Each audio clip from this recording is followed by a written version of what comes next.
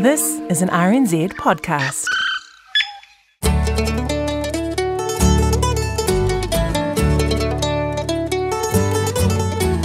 No mai whakarongo mai ki te aotai whenua. Welcome to Country Life. I'm Janina Schwanica. Lovely to have your company. Thanks for joining us. Call Justin Gregory to your name. Now, this time around, we meet a gardener who pots and plants flora which love the dry, and we hop into a pen with some sheep which are waiting to be dagged. Speaking of sheep, I take you to Wairoa to talk to a sheep and beef farmer about methane emissions.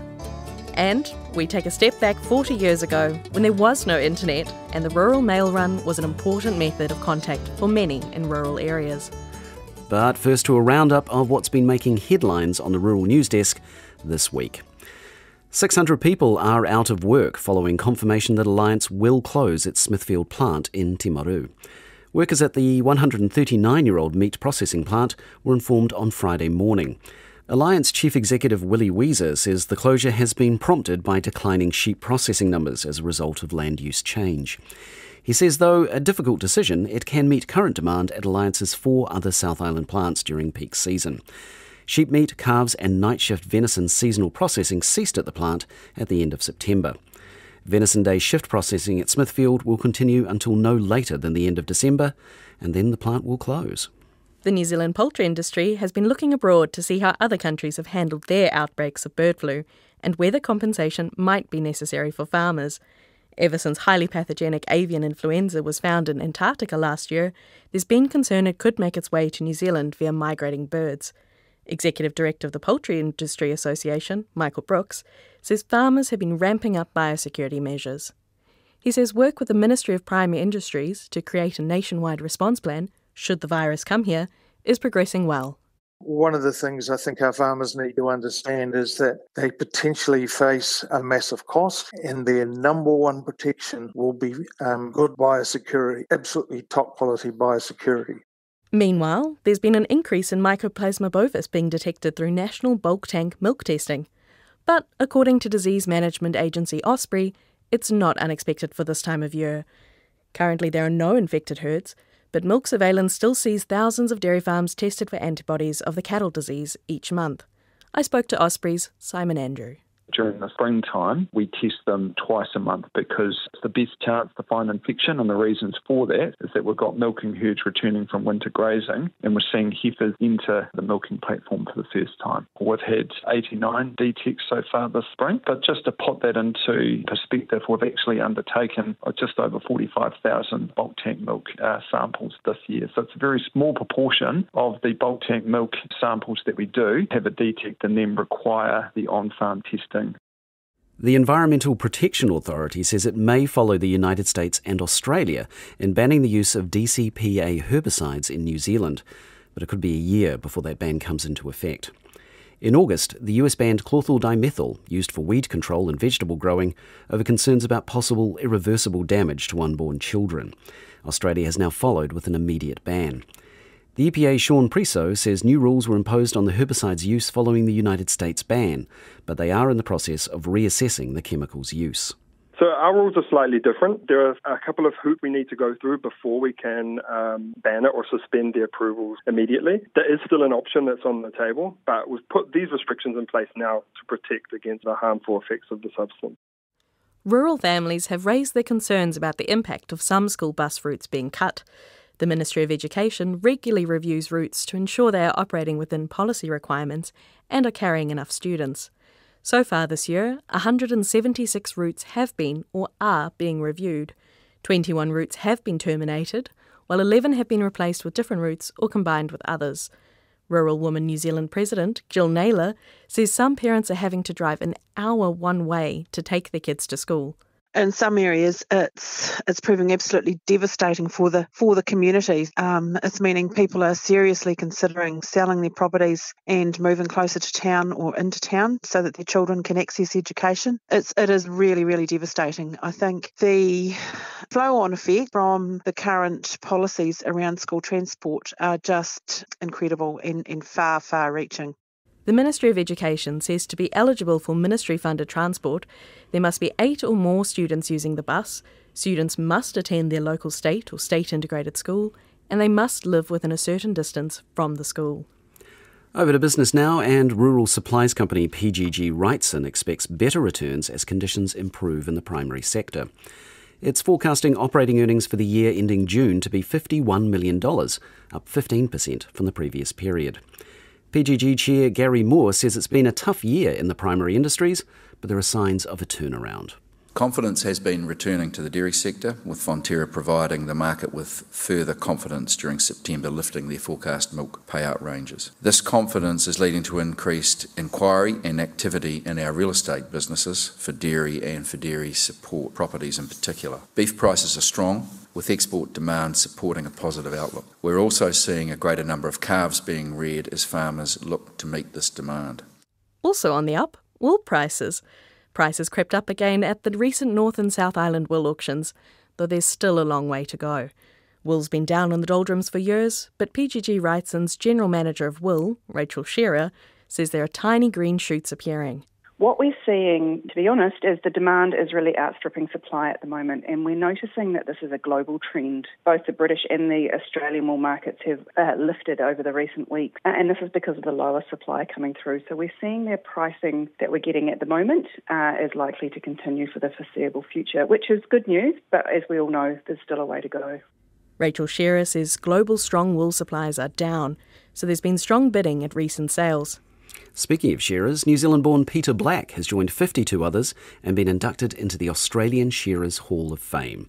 He's had a lifetime involvement in the shearing industry as a shearer, trainer and judge. Mr Black of Ngāti Kahungunu is believed to be the first New Zealand-born and first Māori to be inducted into the Hall of Fame. North Island olive growers have also been reaping in the awards, having dominated this year's Extra Virgin Olive Oil Awards. Telegraph Hill Premium Blend from Hawke's Bay won Best in Show, while Wairarapa's Blue Earth Estate won Best Boutique. At the recent Industry Awards, the top varietal for olive oil was Koroneki, and Olives New Zealand Executive Officer Emma Glover says this is quite a change.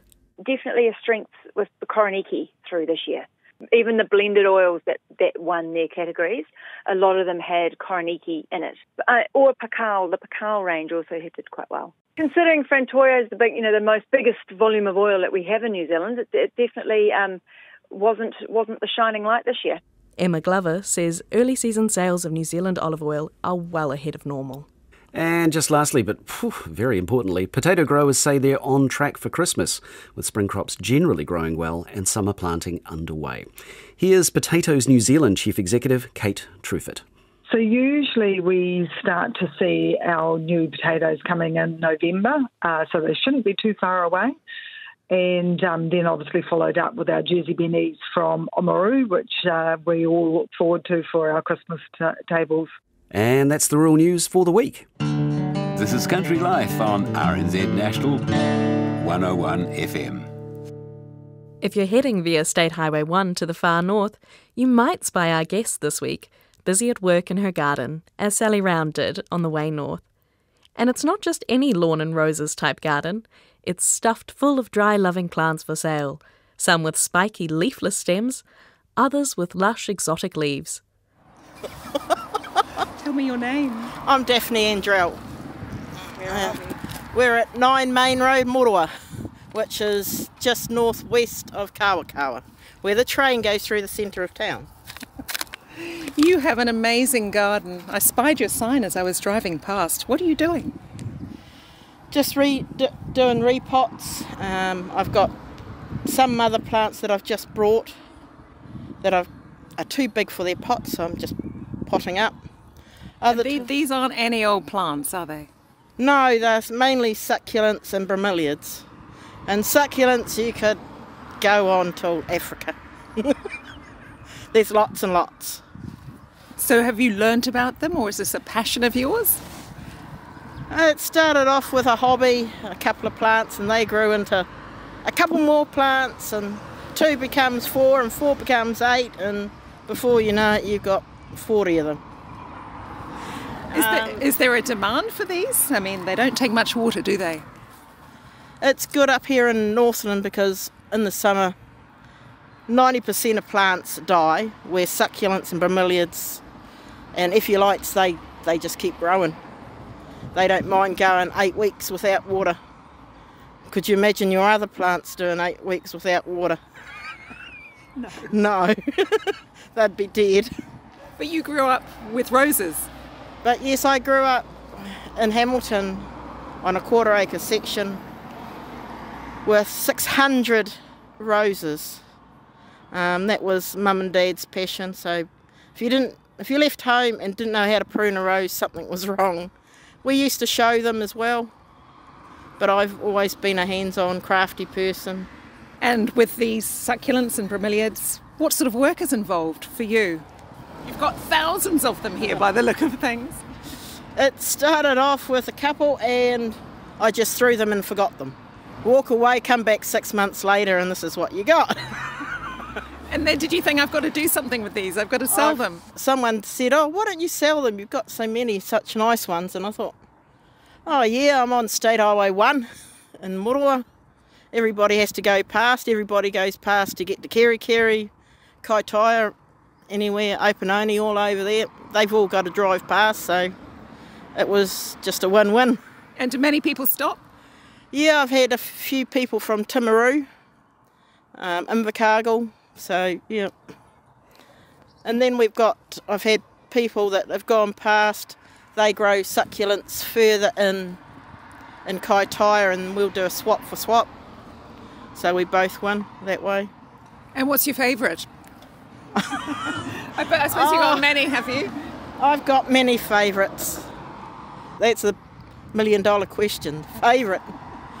This one looks pretty amazing. Next to us, it's got a beautiful that's a bromeliad. Orangey red. That's a bromeliad. Yes, as you can see, there's in that one pot, there's 1, 2, 3, 4. There's about eight pups in there. Do you make a bit of money out of this? Oh, pocket money, but that's all. I mean, by the time you buy the soil and your time and things like that, it's not a lot. And I don't sell them at crazy shop prices. Some of them go for $5, $6. That's it. Just something you love doing? It's just something I love doing. Keeps me out of mischief. Everyone says to me, oh, what mischief have you get into? I says, I'd rather get into mischief than no mischief, because no mischief is dead boring. I won't ask you about what mischief you get into. Lovely to meet you. Daphne Andrell in her garden on busy State Highway 1 in Wairoa. She's a busy lady, also helping with the local country music club and the Bay of Islands Vintage Railway. Now, to a new series here on Country Life, where we take a look at some of the terminology and jobs done on farms and orchards around New Zealand. Today, we're going to find out about dagging, because it's the shit. Sally Round is with a small flock in a pen, there's a generator going, and the shearing handpiece is at the ready.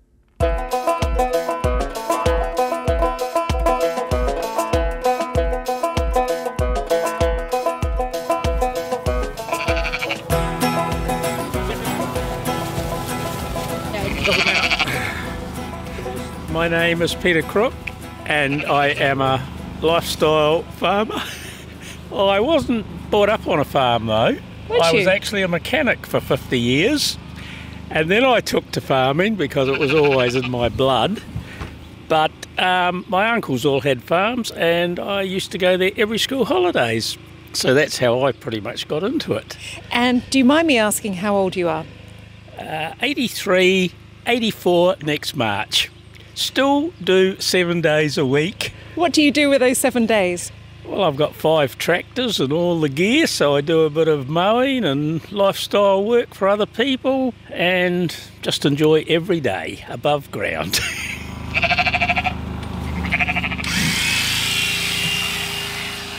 Now, you're dagging today.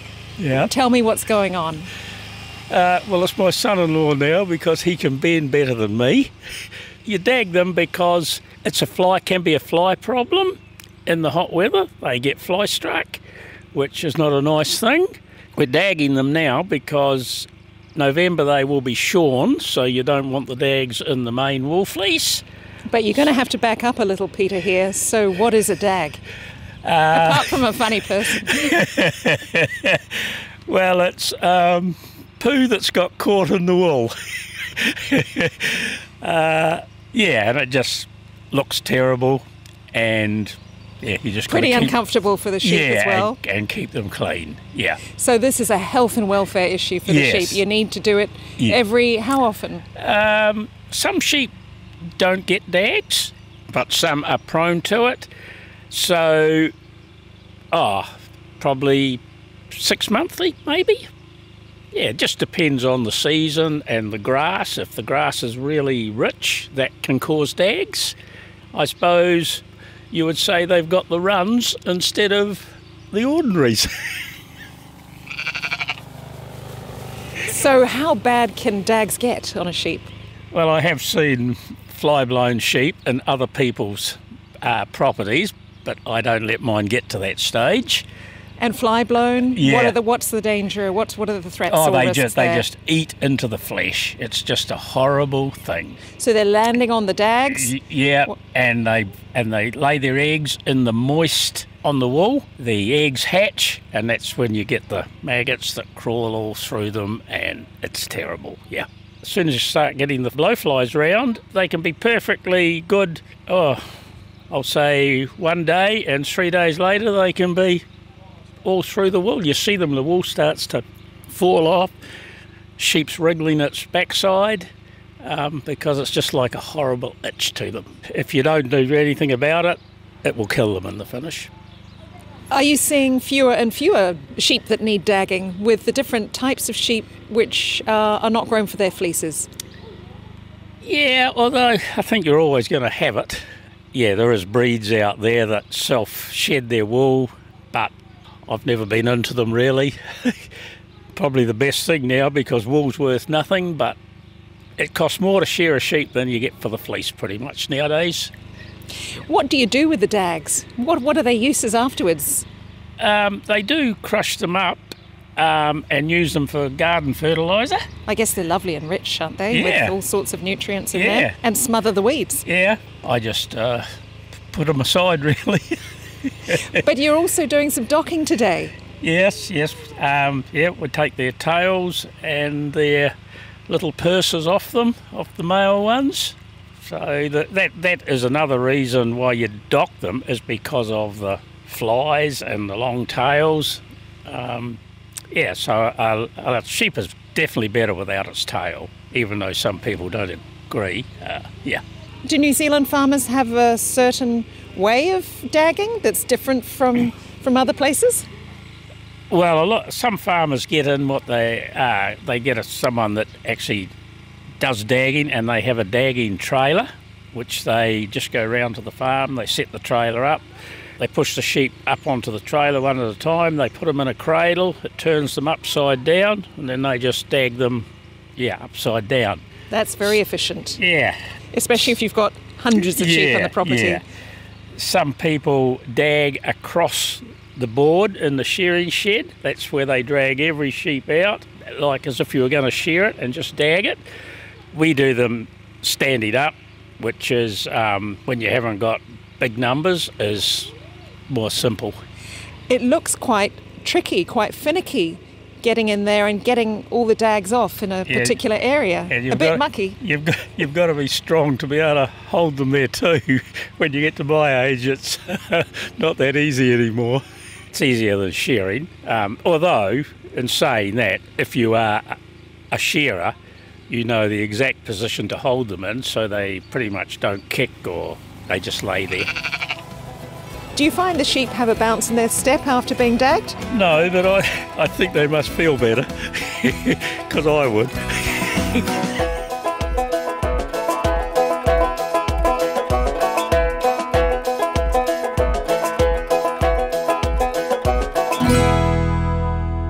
Peter Crook grazes sheep around various lifestyle blocks in South Wairoa on the subject of dagging.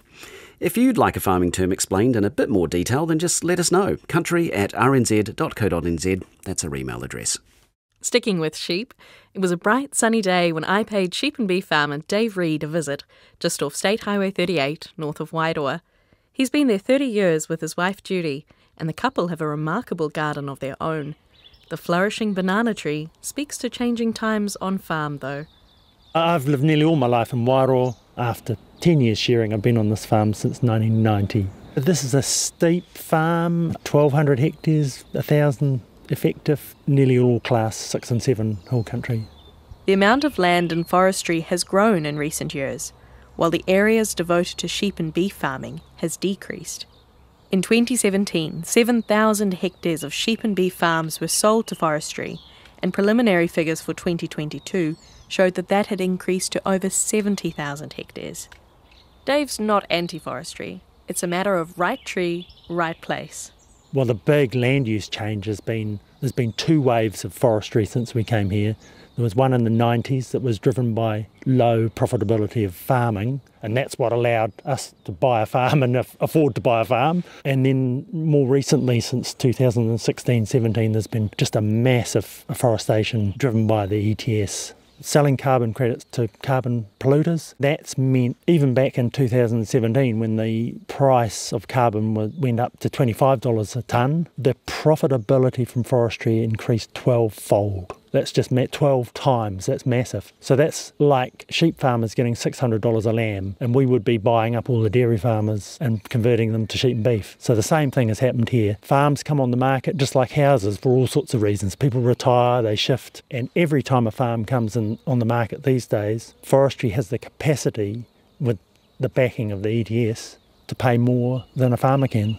Dave understands it's part of efforts to mitigate the impacts of climate change through reducing carbon emissions. We're trying to limit warming, which we need to do. The climate is getting, as you mentioned earlier, we've got a banana tree behind us, which the climate is getting warmer, and we need to do stuff about it. There's good reasons why agriculture doesn't need to go to zero emissions, because methane is a shorter acting gas. There's no 2 ways. Agriculture historically has done a lot of warming, but there's almost zero public awareness. We're trying to stop warming, but we're measuring annual emissions. Annual emissions are fine for CO2, although they do tend to disguise the fact that each year's emissions, the warming from them, adds to each previous year, so it's cumulative. For methane, 12 years, and then you only need to diminish a tiny amount if you're doing a constant emission to have no more further warming.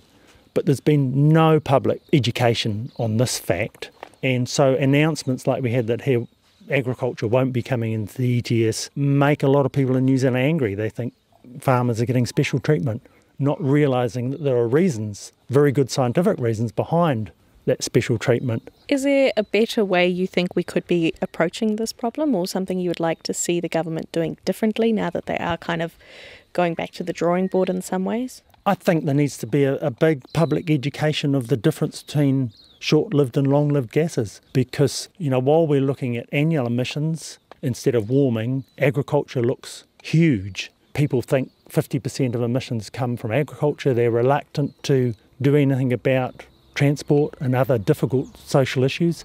While methane is a short-lived greenhouse gas, in comparison to others like carbon dioxide, significantly reducing methane emissions, though not necessarily to zero, will help limit global warming to 1.5 or 2 degrees. A 2018 study found if New Zealand were to hold its livestock methane emissions constant at 2016 levels, the amount of methane in the atmosphere due to those emissions would level out within a decade, but warming from this methane would still increase for well over a century, albeit at a gradually declining rate. Also, that focus on methane is taking emphasis away from what agriculture could be doing, and that's reducing the use of nitrogen fertiliser. Like already, the most efficient 10% of farmers are producing 28% less methane per kilogram of product than the worst 28. That represents a huge ability for us to decrease warming. Are there things that you guys have done in your own farm operation to try and mitigate emissions, or to farm differently?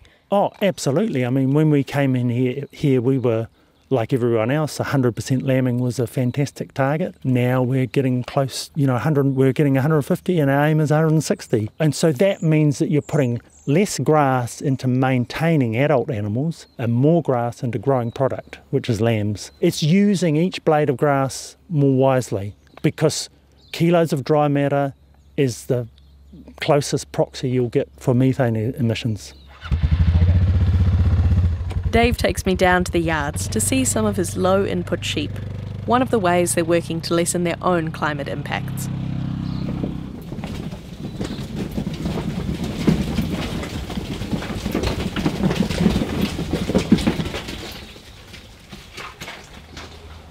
So what are we looking at here? So we're looking at, what age are they now? 10 months? No, 8 months. An 8-month ram. 8-month ram. Yeah. And what are some of the features that you're looking for in the sheep that you're breeding? So we're looking at no wool around the breech like this, no wool on the back of the balls, and this is a shedding tail. So all these sheep here, none of their tails have been shorn and none of their bellies. And what's the idea behind that? Is not to grow dags, avoid fly strike? Yeah, and then so we don't need to dock, and that will become an issue for a lot of our markets in the near future. And also it saves another operation we're a very steep farm. There's hardly any sites for docking. We haven't docked for 20 years, yeah. There's a range of different breeds that have gone into making them, and demand for their qualities seem to be increasing. A little bit of Wiltshire. I mean, we started from a Perindale base, and there's a bit of all sorts of things. A little bit of Finn, a long, long way back, a bit of Dorper, but yeah, basically a Perindale base with some mainly Dorper and Finn, Dorper and Wiltshire, and then a lot of selection. A lot of breeding, a lot of selection. So we have been with Sheep Improvement Limited, which is beef and lamb run. It's a genetics program. So we're fully recorded. We've got all the parentage. So we're also looking for sheep that have got good production figures. We are wanting sheep that don't have enormous ewes because they eat a whole heap more grass, and in the future will be emitting more, well, they still are emitting more methane, but it'll become an issue in the future. So we're wanting a reasonable growth rate with a moderate size ewe. So we're targeting a 60, 65 kilo ewe. So we've got about 3,000 ewes here and about 300 recorded stud ewes.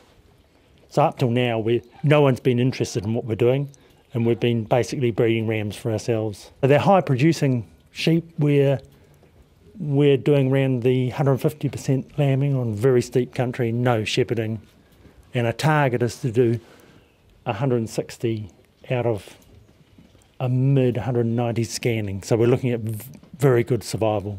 They're all facial eczema tolerant. We used to test at 0.6 and weren't getting any reactors. So these days we don't test anymore, but when there's a big natural challenge, we blood test the whole flock and cull anything that's got any sign of liver damage in the blood test. And you mentioned, when you guys started out, this was something you primarily were breeding for yourselves almost. Do you think is that changing a little bit? Just slowly. We sell the odd ram these days. So I see us as a middle way between a fully shedding sheep, and so we are hoping to get a sheep with no wool on the belly, no wool around the breech or the tail, and maybe clipping 2 or 3 kilos, only need shearing once a year. No dagging, no crutching.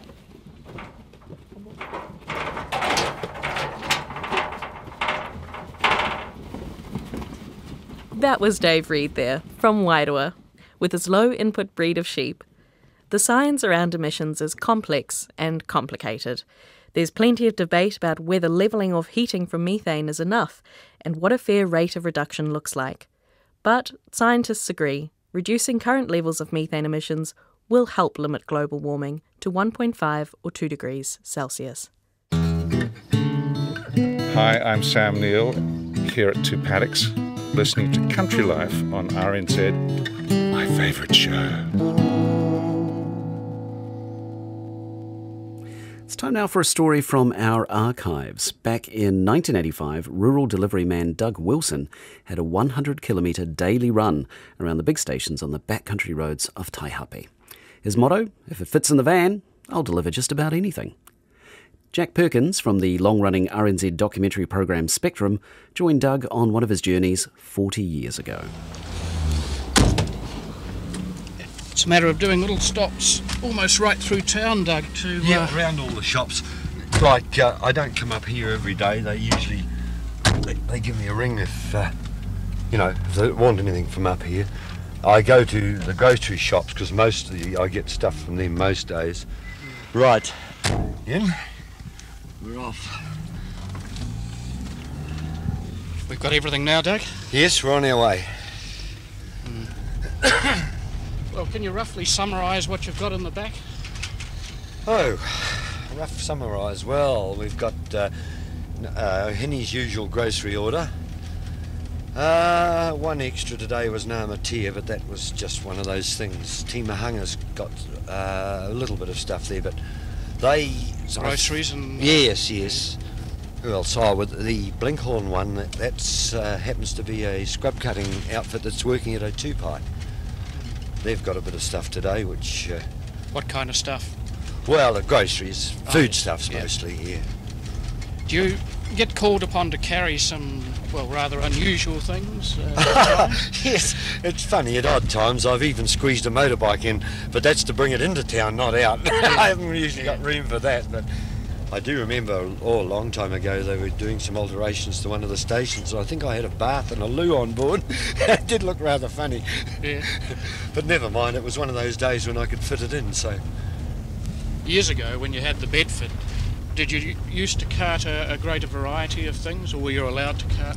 Well, yes. I used to take out their poultry, you know, like live chooks, all sorts of funny things, dogs. Oh, one chap actually rang up. He wanted me to bring a pig into town. I wouldn't fit in the dog box, so that was that. But you know, I guess those days are gone nowadays. Most of the people have got their own vehicles and trailers and what have you. You don't sort of get that sort of thing nowadays. You know, in those days they have the country supply of petrol. With the truck days, you'd carry out 44-gallon drums of petrol and oil and diesel, all sorts of funny things. But those days have gone with all these deliveries, these country deliveries they get nowadays. Like the petrol tankers do the rounds, and the mail run now is mostly general items. Well, you've seen this morning, vet club, poultry pellets, mash, groceries, milk and bread. That's your general line of things. Tell me, do the station people ever have you on at all? You know, they in some way or other. Oh yes. You know, especially in the winter, they're very good to me. You know, they've had to tow me through the snow and all sorts of funny things. But yes, they have me on occasionally, and it's good fun. You know, this job would be. Well, it'd be terrible without a sense of humour, because you've got to have one, believe you me. I enjoy it. I know once or twice they've seen me coming up the road and they'll plonk a big mob of sheep out in front of you just for a laugh, you know, or something like that. Nothing that'll do any harm, you know, just a bit of fun, you know, really. I've seen them smiling when they do it, you know. It's just one of those things, I guess. Yeah. They know you'll get irate, or hope you will, but you just don't. Actually, just from what I know of you, I can hardly imagine you getting irate. You don't seem to be that type of person. I suppose some things. Oh, look, some days you can have one hell of a day, excuse my French, but yes, you'll get a bit upset, all right, don't worry, but on a whole, no, you take it as it comes. It's a case of more or less having to. What kinds of things would get you really going? Well, further out in the run you'll see, you know, different little things. A good flat with a load like this in the mud and snow, oh boy, that'll set you alight. When you've got to crawl underneath in it, you know, you'll get a bit irate, all right, but still, most of them are pretty good. The window goes down, a newspaper goes out? Yes, no mail for him today, we call that an air-mail.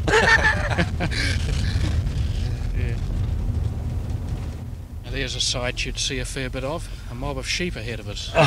Yes, quite frequently. Yeah. Got problems, isn't it?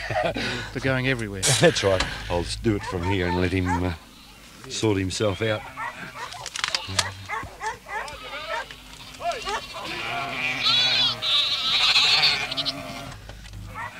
I suppose something like this at times could really hold you up, could it? Well, yes. It can take a long time.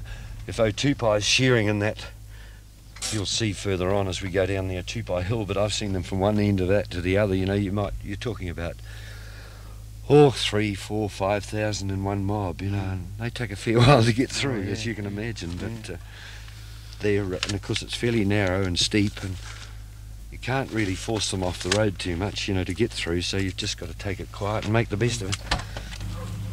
Just the papers, Tony. Yes, please. Yeah. No, there's no mail. No mail. Oh, well, no mail, no bills. Yeah, that's the one way of putting it. You want your bread too, or put that in the box? No, if you put it in the box for us. No problem. Good. Okay, see you later. Right, we're off again.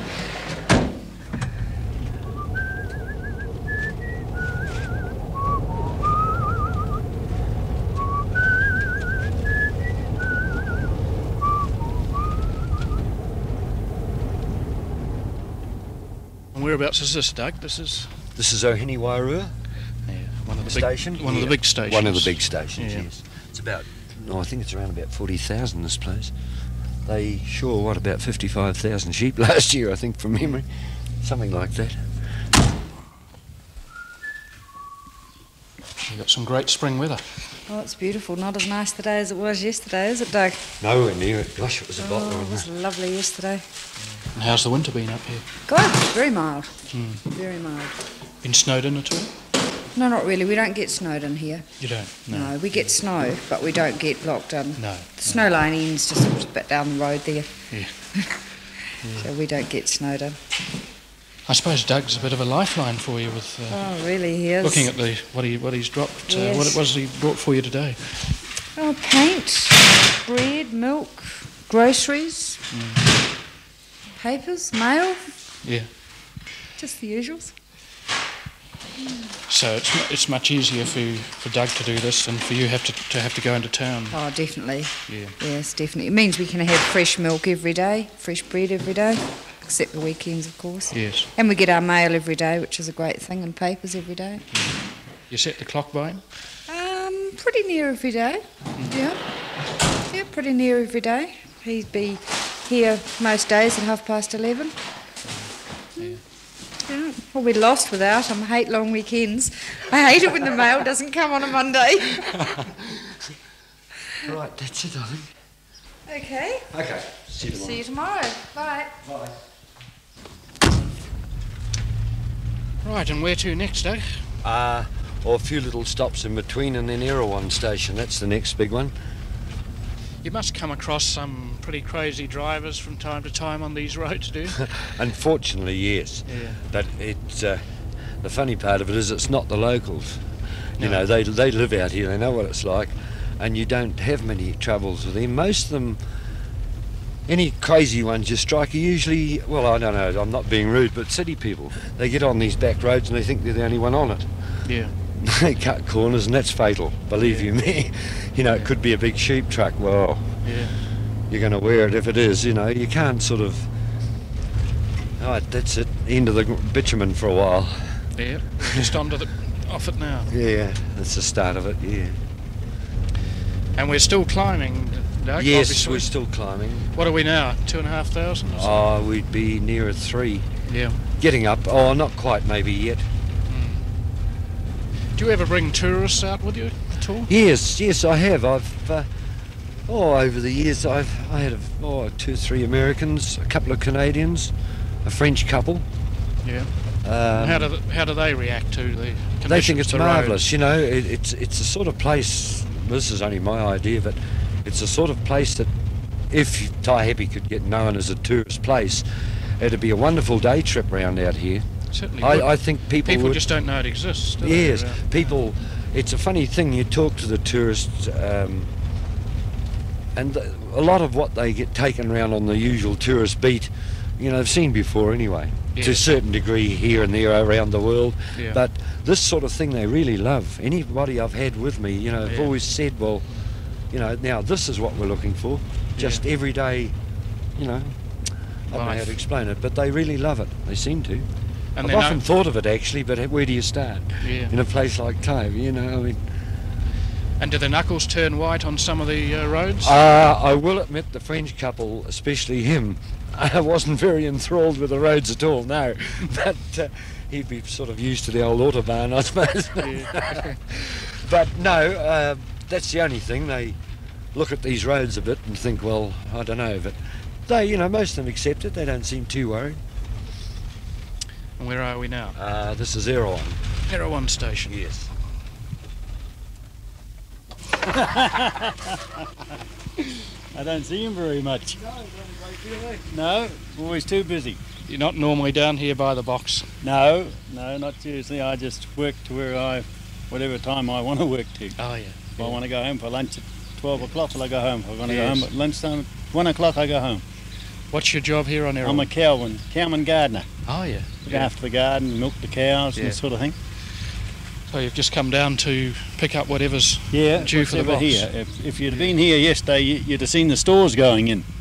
We have to get a car to cart them up with. Is that right? The store's what for the... For once a month. Once for a the month. cookhouse. Oh, yeah. You cook for 5 men here. For the big $200 or $300 worth of groceries, wasn't it? Was that yesterday? Yeah. It was 10 cartons, I know that. I don't know how much. There'd be all of that. You've got over the winter snows okay? Well, we hope so. we could get snow again. Yeah. Right. Very good. Thank you very much. See you tomorrow. Bye. Hi. How are we going for time? Oh, we're okay. Good as gone. It's a pretty raw looking piece of road, Doug? Yes, we've all happily nicknamed it Rocky Canyon, but they've widened it now. It's pretty good. They used over a truckload of dynamite blowing this just to widen it. Oh, they spent months here, you know. Yeah. They had a special, they brought in a special explosives chap from Rotorua to blow it all. It was the only way they could smash it up. Then they had to shift it, of course, afterwards, but I don't know, old Phil's here or not. Now, this is an unusual stop. Oh, yes. Well, he's just camped here fishing, actually. In the Rangatiki Yes, quarters. yes, he's out here for the opening. Whether So he's here or not. What are you doing, dropping him off some milk or something? Yeah, he wanted a paper and some milk and a loaf of bread.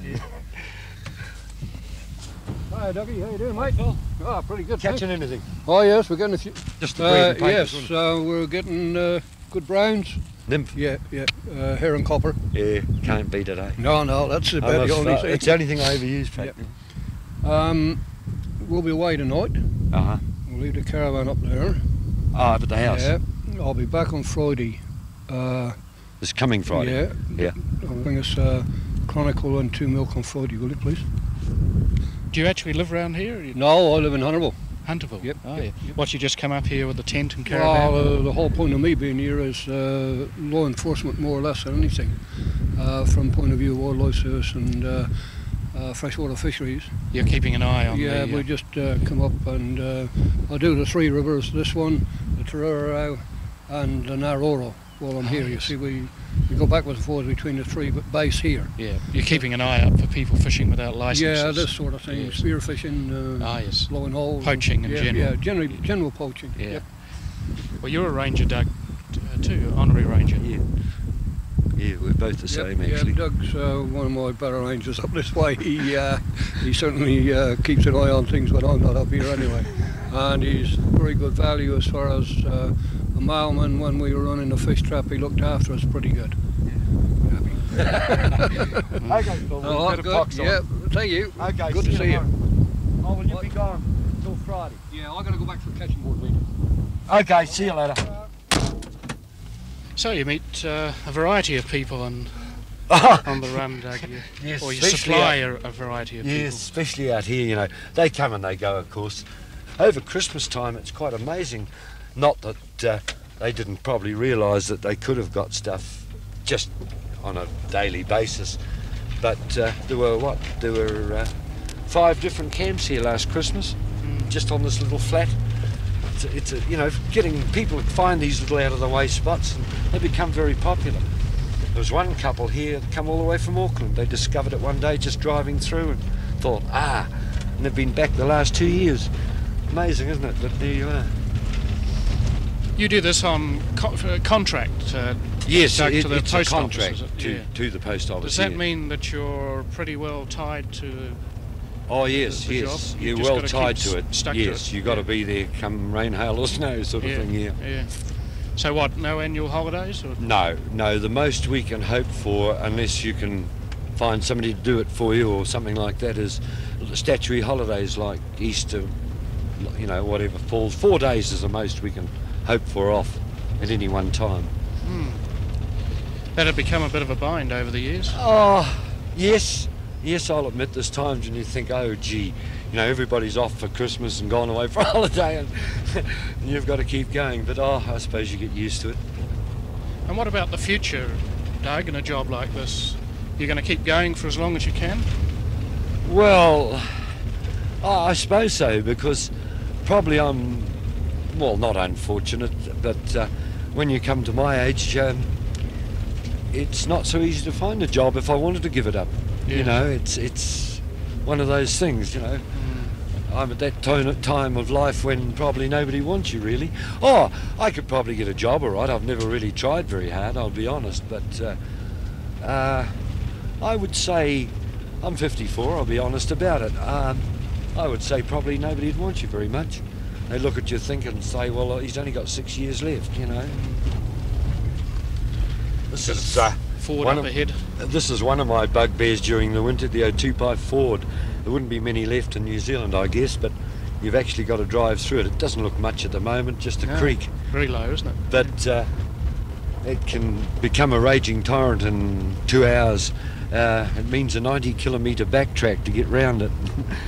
Oh, you know, it can happen. You just don't know when. Heavy rain in the high country, Yeah. and What, and you've got to go way back? right back round through kilometres? Mofonga. It's the only way through. Is that right? Mm. You'd be on tenterhooks then sometimes coming up to here, wouldn't you?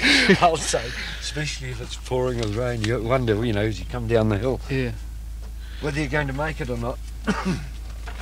This is the old chap I was telling you about in the caravan down. Oh yes. Lives there all on his own. Yeah. He's lived in this district. He was born in around Pukeoka district. He's well over 70. Yeah. He lives there. He used all these fencing, most of the fences around here he put up, I suppose. Mangahani, Tupai, Aheni. He's worked on them all. He's sort of retired now, he doesn't do much. But he's never driven. Horses his only means of conveyance. Great photographer. Oh, yeah. Loves his photography, yes. Yeah. He's got some wonderful slides. So you take him in and out a bit, do you? Yes. He's the chap I was telling you about earlier on. He's... Well, that was the last of the big stations. Yes, that's Doug, that you've just- Mangahani. We wind back over the Rangatiki River and through into Pukeokahu. Quite a few more stops, but smaller holdings. Yeah. We're going right to the dot by the look of it. You know, it's about 1:30 or near enough. We'll be home on time. Then it's just another day done. Of course, there's back to the post office with the mail, sort what's there. Magazine day tomorrow, so do that, round the shops for tomorrow morning, and I can have the rest of the day off, more or less. It's been a good day though. Turned out lovely. I thought it was going to be wet, but corker. Well, the weather's been nice, hasn't it? It has. So I'll be actually, I suppose, finished by 4ish. About that.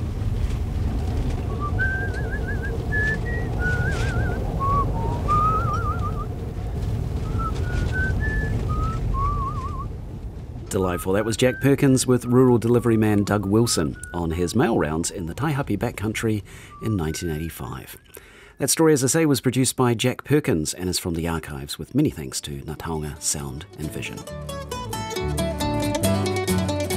And that's it for this episode of Country Life.